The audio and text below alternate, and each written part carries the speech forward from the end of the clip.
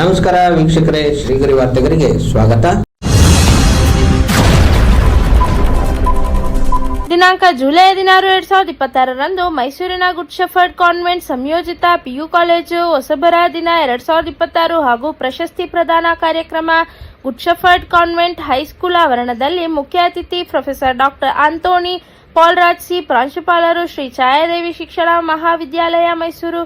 ಕಾರ್ಯಕ್ರಮದಲ್ಲಿ BR Gracy Thomas, doctor Josephine ಪ್ರೈಮರ್ಸ್ಗಳು, senior Marina Sunitha Sundari, Shrimati Joshi Victor, senior ರೆಪರ್ಟು ಹಾಗೂ ವಿದ್ಯಾರ್ಥಿಗಳು ಶಿಕ್ಷಕರುಗಳು ಭಾಗವಹಿಸಿದ್ದರು. ಇವತ್ತು ಗುಡ್ ಶೆಫರ್ಡ್ ಕಾನ್ವೆಂಟ್ ಪಿಯು ಕಾಲೇಜಲ್ಲಿ ಫ್ರೆಶರ್ಸ್ ಡೇವನ್ನು ಹಮ್ಮಿಕೊಂಡಿದ್ದೇವೆ. ಲಾಸ್ಟ್ ಇಯರ್ ರಿಸಲ್ಟನ್ನು ಅವರಿಗೆ ಆನರ್ ಮಾಡುವ ಕಾರ್ಯಕ್ರಮವನ್ನು ಹಮ್ಮಿಕೊಂಡಿದ್ದೇವೆ. ಲಾಸ್ಟ್ ಇಯರ್ 16 ಮಕ್ಕಳು ನಮಗೆ ಡಿಸ್ಟಿಂಕ್ಷನ್ ಗಳಿಸಿದ್ದಾರೆ ಅಂಡ್ 6 ಸಬ್ಜೆಕ್ಟಲ್ಲಿ ಸೆಂಡಮನ್ನು ಗಳಿಸಿದ್ದಾರೆ ಟೀಚರ್ಸ್. ಮತ್ತು ಇವಾಗ ಇದು ಸನ್ಮಾನ ಕಾರ್ಯಕ್ರಮ ಮುಗಿದ ತಕ್ಷಣ ನಮಗೆ ಕಲ್ಚರಲ್ ಪ್ರೋಗ್ರಾಮ್ ಇರುತ್ತದೆ. Thank you.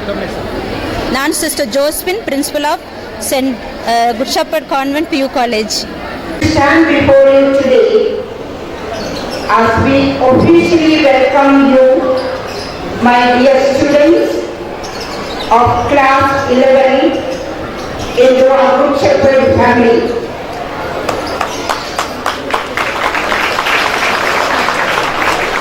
I also welcome the proud students of Good Shepherd Convent Composite PU College who really shine the current year results and who are honored now here.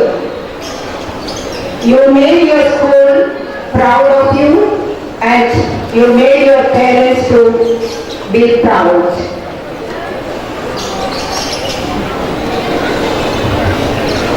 This precious day is not merely a ceremonial occasion. It is the threshold of a journey that will define your character, sharpen your intellect, and prepare you for the responsibilities of tomorrow.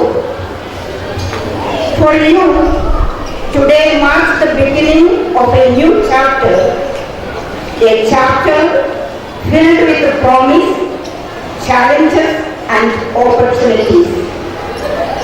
So it is not merely a celebration, but the commencement of a journey that will shape your aspirations and your future.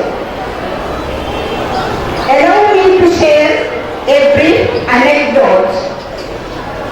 A renowned sculptor was once asked how he created such a magnificent statue from ordinary blocks of stone. Educationist and inspirational leader, and also he was my professor. Professor Dr. Anthony Paulrod C. is the principal of Sri Chayadevi College of Education, Rajendra Nagar, Mysore. He holds impressive academic qualifications including MA in History, MSc in Geography, MPhil in History, and PhD in Education.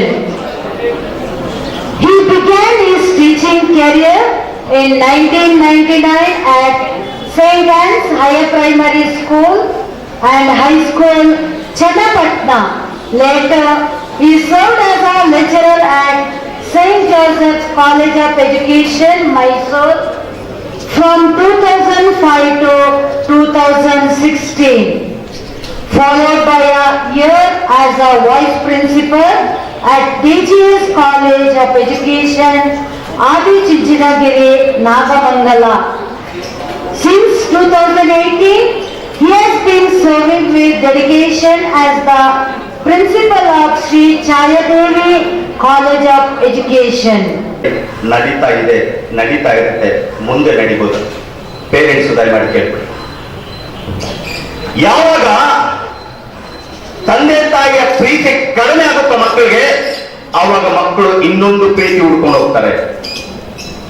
ನನ್ನ ಬಾಸ್ನ ನೇರ ದಿಟ್ಟ ನಿರಂತರ, no sensor. ನೀವು ಬೇಸರ ಆದ್ರೂ ಏನೋ sir ಇದ್ದದನ್ನ ಇದ್ದಾಗ ಹೇಳ್ಬಿಡ್ತೀನಿ. ಅವಾಗ ತಾನೇ PUC ರಿಸಲ್ಟ್ ಆಗಿತ್ತು.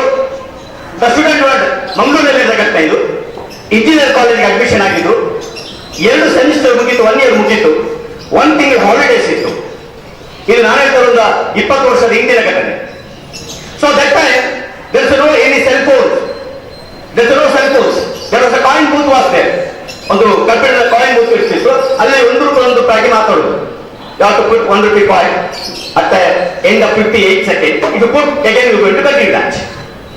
ಸೊ ಆ ಕಾಲೇಜಿನ ಮುಂಭಾಗದಲ್ಲಿ ಒಂದು ಕಬ್ಬಿಣದ ಕಾಯಿನ್ ಬೂತ್ ಇತ್ತು. ಸರಿ, ಎಲ್ಲರೂ ಹಾಲಿಡೇಸ್ ಹೋಗ್ತಾ ಇದ್ದಾರೆ. ಅವರ ಪೇರೆಂಟ್ಸ್ ಫೋನ್ ಮಾಡ್ತಾ ಇದ್ದಾರೆ, ನಾನು ಬಸ್ ಆಗ್ತಾ ಇದ್ದೇನೆ, I'm coming by bus, I'm coming by train, like that, I'm coming by taxi.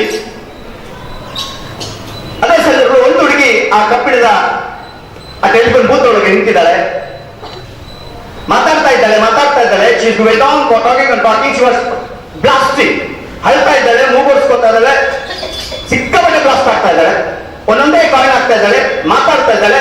ಆ ಮಾತಾಡ್ತಿದ್ದ ಒಂದೇ ಒಂದು ಮಾತು, ನನ್ನ ಪ್ರೀತಿಯ ಹುಡುಗ ನೀನಿಲ್ಲದೆ ನಾನು ಬದುಕಲಿಕ್ಕೆ ಸಾಧ್ಯ ಇಲ್ಲ. ಆ ಹುಡುಗಿ ಹೇಳ್ತಾ ಇದ್ದ ಮಾತು ಒಂದೇ ಮಾತು, ನನ್ನ ಪ್ರೀತಿಯ ಹುಡುಗ ನೀನಿಲ್ಲದೆ ನಾನು ಬದುಕಲಿಕ್ಕೆ ಸಾಧ್ಯ ಇಲ್ಲ. ನಾನು ಆಚೆ ಫೋನ್ ಮಾಡಬೇಕು ನಿಂತ್ಕೊಂಡಿದ್ದೆ. ಖಂಡಿತದ 28 ಕಾಯಿನ್ ಅನ್ನು ಹಾಕೊಳ್ಳೋದು ನನಗೆ ಕೇಳಿಸ್ತಾ ಇತ್ತು, ಟಣ್ ಟಣ್ ಟಣ್ ಟಣ್ ಟಣ್ ಅಂತ. 28 ಕಾಯಿನ್ ಆದ್ಮೇಲೆ ಆಚೆ ಬಂದು ಅಳ್ತಾ ಇದ್ದಾರೆ. ಇನ್ನೂ ನನ್ನ ನೋಡಿ ಆಕೆಗೆ ಗಾಬರಿ ಆಯ್ತು, ನನ್ನ ನೋಡಿ ಆಕೆಗೆ ಭಯ ಆಯಿತು. ಯಾಕೆ ಅಂದ್ರೆ ಅವರ ಅಪ್ಪನ ಪರಿಚಯ ನನಗಿತ್ತು, ಇವಳು ನನಗೆ ಗೊತ್ತಿತ್ತು. ಯಾರು ಕೈ ಇದ್ರೆ ಚಪ್ಪಳೆ ಹೊರಡ್ಬೋದು, ಯಾಕಂದ್ರೆ ಕೈ ತಂದಿದೆಯೋ ಅಂತ ನೆನಪು ಬರ್ಬೇಕಲ್ಲ ನಿಮಗೆ. ಅವಳು ನಾನು ನೋಡಿ ಎದುರುಕೊಂಡು, ಯಾಕಂದ್ರೆ ಅವರ ಅಪ್ಪನ ಪರಿಚಯ ನನಗೆ ಇತ್ತು ಮತ್ತೆ ಇವಳು ನನಗೆ ಗೊತ್ತಿತ್ತು. ಆ ಹೆಣ್ಮಕ್ಳು ಕರೆದೆ, ಬಾಂಬೆಯಲ್ಲಿ ಕಣ್ಣೀರು ಒರೆಸ್ಕೋ, ಎಷ್ಟು ವರ್ಷದಿಂದ ಪರಿಚಯ ಅವನು ಅಂತ ಕೇಳಿದೆ. ಆ ಹುಡುಗಿ ಹೇಳಿದ್ಲು, ಸರ್ 3 ತಿಂಗಳಿಂದ ಪರಿಚಯ, 3 ತಿಂಗಳಿಂದ ಪರಿಚಯ ಅಂತ ಹೇಳಿ. ನಾನು ಹೇಳಿದೆ, 21 ವರ್ಷ ಸಾಕಿದ ನಿನ್ನ ತಂದೆ ತಾಯಿಗೆ ಯಾವತ್ತಾದ್ರೂ ಹೇಳಿದ್ಯಾ ಅಪ್ಪ ನೀನಿಲ್ಲದೆ ನಾನು ಬದುಕಲಿಕ್ಕೆ ಸಾಧ್ಯ ಇಲ್ಲ ಅಂತ? 22 ವರ್ಷ ಸಾಕಿದ ನಿನ್ನ ತಾಯಿಗೆ ಹೇಳಿದ್ಯಾ ಅಮ್ಮ ನೀನಿಲ್ಲ ನಾನು ಬದುಕಲಿಕ್ಕೆ ಸಾಧ್ಯ ಇಲ್ಲ ಅಂತ? 27 ವರ್ಷ ಸಾಕಿದ ನಿನ್ನ ತಂದೆಗೇನಪ್ಪ ಇಲ್ಲರಿಗೂ ನೀನಿಲ್ಲ ನನ್ನ ಬದುಕಲಿಕ್ಕೆ ಸಾಧ್ಯ ಇಲ್ಲ ಅಂತ? ಅವಳು ಹೇಳಿದ್ದು, ಇಲ್ಲ ಸರ್. ನಾನು ಹೇಳಿದೆ, ಹಾಗಾದ್ರೆ ಇವತ್ತು ಮನೆಗೆ ಹೋಗು, ಮನೆಗೆ ಹೋಗಿ ನಿನ್ನ ಅಪ್ಪನಿಗೆ ಫಸ್ಟ್ ಹೇಳು, ಅಪ್ಪ ಐ ಲವ್ ಯು ಅಂತ ಹೇಳು. ನಿನ್ನ ಅಪ್ಪ ಏನ್ ಹೇಳಿದ್ರು ಅಂತ ನನಗೆ ಫೋನ್ ಮಾಡಿ ಹೇಳ್ಬೇಕು. ಅವರ ಅಮ್ಮ, ನಿಮ್ಮ ಅಮ್ಮ ಹೋಗಿ ಹೇಳ್ಬೇಕು, ಅಮ್ಮ ಐ ಲವ್ ಯು ಅಂತ ಹೇಳ್ಬೇಕು. ನಿಮ್ಮ ಅಮ್ಮ ಏನ್ ಹೇಳಿದ್ರು ನನಗೆ ಫೋನ್ ಮಾಡಿ ಹೇಳ್ಬೇಕಂತ ಹೇಳಿ ನಾನು ನಂದು ಫೋನ್ ನಂಬರ್ ಕೊಟ್ಟು, ಲ್ಯಾಂಡ್ಲೈನ್ ಫೋನ್ ಕೊಟ್ಟು ಕಳಿಸಿದೆ. It was 8 o'clock. Phone ring ಆಯ್ತು ಅನ್ಕೊಂಡೆ ಹೆಣ್ಮಕ್ಳಿಗೆ ಫೋನ್ ಮಾಡಿರೋ ಅಂತ. I felt that same door only caught. ನಾನು ಫೋನ್ ತೆಗೆದುಕೊಂಡು ಇಟ್ಕೊಂಡು ಹೇಳಿದೆ, ನಿಮ್ಮ ಅಪ್ಪನಿಗೆ ಹೇಳಿಲ್ಲ? ಅವಳು ಹೇಳಿದ್ರು, ಇಲ್ಲ ಸರ್ ಹೇಳಿಲ್ಲ. ಯಾಕೆ, ಏನಾಯ್ತು? ಸರ್ ಮನೆಗೆ ಹೋದೆ ನಾನು, ನಮ್ಮಪ್ಪ ಈಜಿ ಚೇರ್ ಮೇಲೆ ಕನ್ನಡಕ ಸರಿ ಮಾಡ್ಕೊಂಡು ಪೇಪರ್ ಓದ್ತಾ ಇದ್ರು, ಏನು ಮಾತಾಡಲಿಲ್ಲ. ಅಪ್ಪನ ಮಂಡಿ ಮೇಲೆ ಹಾಗೇ ತಲೆ ಹೋಗಿ ನೋಡಿದೆ, ಗೊತ್ತಿಲ್ಲ ಸರ್, 1-1.5 ಗಂಟೆ ನಿದ್ದೆ ಮಾಡಿಬಿಟ್ಟಿದ್ದೇನೆ. ಅಂಥದ್ದೊಂದು ಚಂದದ ನಿದ್ರೆ ಜೀವನದಲ್ಲಿ ನಾನು ಮಾಡಲಿಲ್ಲ. I never slept like A beautiful sleep nap. ಸರಿ, ಕಣ್ಣು ಬಿಟ್ಟು ನೋಡಿದೆ. ಕಣ್ಣು ಬಿಟ್ಟು ನೋಡುವಾಗ ಅಪ್ಪ ಅಳ್ತಾ ಇದ್ದಾರೆ, ನನ್ನ ತಲೆನ ಸವರ್ತಾ ಇದ್ದಾರೆ. ಅಲ್ಲಿಂದ ಎದ್ದು ಅಡಿಗೆ ಮನೆಗೆ ಹೋದೆ. ನಮ್ಮಮ್ಮ ಏನೋ ಹಚ್ತಾ ಇದ್ರು, ದರ ದರ ದರ ಅಮ್ಮನ ಎಳ್ಕೊಂಡು ಬಂದೆ, ಹಜಾರದಲ್ಲಿ ಕೂರಿಸಿದೆ, ಅವರ ತೊಡೆ ಮೇಲೆ ಮಲಗಿದೆ. 2-2 ಗಂಟೆ ನಿದ್ದೆ ಹೋಗ್ಬಿಟ್ಟಿದ್ದೇನೆ. ಮತ್ತೆ ಕಣ್ಣು ಬಿಟ್ಟು ನೋಡ್ತಾ ಇದ್ದೇನೆ, ಅಮ್ಮ ಅಳ್ತಾ ಅಳ್ತಾ ಜೋಗುಳ ಹಾಡ್ತಾ ಇದ್ರು ನನಗೆ ಅಂತ. ಅಮ್ಮ ಅಳ್ತಾ ಅಳ್ತಾ ಜೋಗುಳ ಹಾಡ್ತಾ ಇದ್ರು. ಮರುಪ್ರಶ್ನೆ ಕೇಳಿದೆ, ಇದಕ್ಕಿಂತ ಬೇರೆ ಲೆಜೆಂಡ್ ಬೇಕಾ ನಿನಗೆ ಅಂತ. ಅವಳು ಹೇಳಿದ್ದು, ತಪ್ಪಾಯ್ತು ಸರ್, ಇನ್ಯಾವತ್ತೂ ಯಾರನ್ನು ಕೂಡ ಹುಡ್ಕೊಂಡು ಹೋಗುದಿಲ್ಲ, ಯಾವ ಪ್ರೀತಿಯನ್ನು ಹುಡ್ಕೊಂಡು ಹೋಗುದಿಲ್ಲ. ನನ್ನ ಅಪ್ಪನೇ ನನ್ನ ಲೆಜೆಂಡು, ನನ್ನ ಅಮ್ಮನೇ ನನ್ನ ಲೆಜೆಂಡು, ಇನ್ನಾವ ಹುಡುಗನ ಪ್ರೀತಿಯನ್ನು ಹುಡ್ಕೊಂಡು ಹೋಗುದಿಲ್ಲ ಅಂತೇಳಿ ಆಕೆ ಹೇಳಿದ್ರು. ಈಗ ನಿಮಗೆ ಬರ್ತಾ ಇದ್ದೇನೆ. ನೀವು ಅಂದ್ಕೊಂಡಿದ್ರೆ ನಿಮ್ಮಪ್ಪ ಯಾವತ್ತೂ ನಿಮ್ಗೆ ಲೆಜೆಂಡ್ ಆಗಲ್ಲ. ನಿಮ್ಮಪ್ಪ ಗಾಳಿ ಕೆಲಸ ಮಾಡಿ, ಕೂಲಿ ಕೆಲಸ ಮಾಡಿ, ಏನೇನು ಆಟ ಓಡಿಸ್ಲಿ, ಇಂತಹ ಗುಡ್ಸಪ್ಪನಂತ ಸುಂದರವಾದಂತಹ ಇಂಥ ಪ್ರತಿಷ್ಠಿತ ಶಾಲೆಗೆ ಕಾಲೇಜಿಗೆ ಅಡ್ಮಿಷನ್ ಮಾಡಿರಲ್ಲ, ಈ ಪ್ರಪಂಚದಲ್ಲಿ ನಿಮ್ಮಪ್ಪನಂತ ಲೆಜೆಂಡು ಯಾರೂ ಇಲ್ಲ.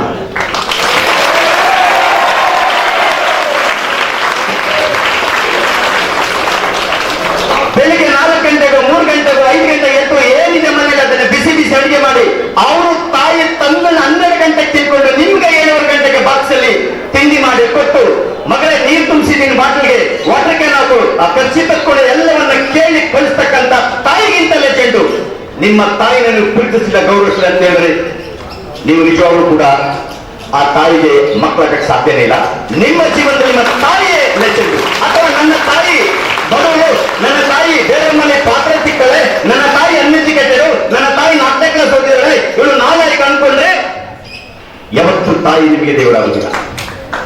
ನಮ್ಮ ಕಾಲದಲ್ಲೇ ಒಂದಿತ್ತು, ಐ ಥಿಂಕ್ ಸರ್ ಇದ್ದಾರೆ, ಮೇಡಮ್ ಅಗ್ರಿ, ನಮ್ಮ ಕಾಲದಲ್ಲಿ ಒಂದು ಸಾಂಗ್ ಇತ್ತು, ಕಣ್ಣಿಗೆ ಕಾಣುವ ದೇವರು ಎಂದರೆ, ಕಣ್ಣಿಗೆ ಕಾಣುವ ದೇವರು ಎಂದರೆ ಅಮ್ಮ ಅಪ್ಪ. ಇದು ನಮ್ಮ ಕಾಲದಲ್ಲಿತ್ತು. ನಿಮ್ಮ ಕಾಲದಲ್ಲಿ ಅಮ್ಮ ಲೂಸ, ಅಪ್ಪ ಲೂಸ. ಅಂದ್ರೆ ಅಮ್ಮನೂ ಲೂಸು ಅಪ್ಪನೂ ಲೂಸು ಅಂದ್ರೆ ನೀವು ಇನ್ನೆಂತ ಲೂಸು. ಇದು ನಿಮ್ಮ ಕಾಲದಲ್ಲಿ ಇರ್ತಕ್ಕಂಥದ್ದು. ಮತ್ತೆ ಮುಂದಿನ ವಾರ್ತೆಗರಿಯಲ್ಲಿ ಭೇಟಿಯಾಗೋಣ. ಶ್ರೀಗರಿ, ನಿಮ್ಮ ಮನದಾಳದ ಗರಿ.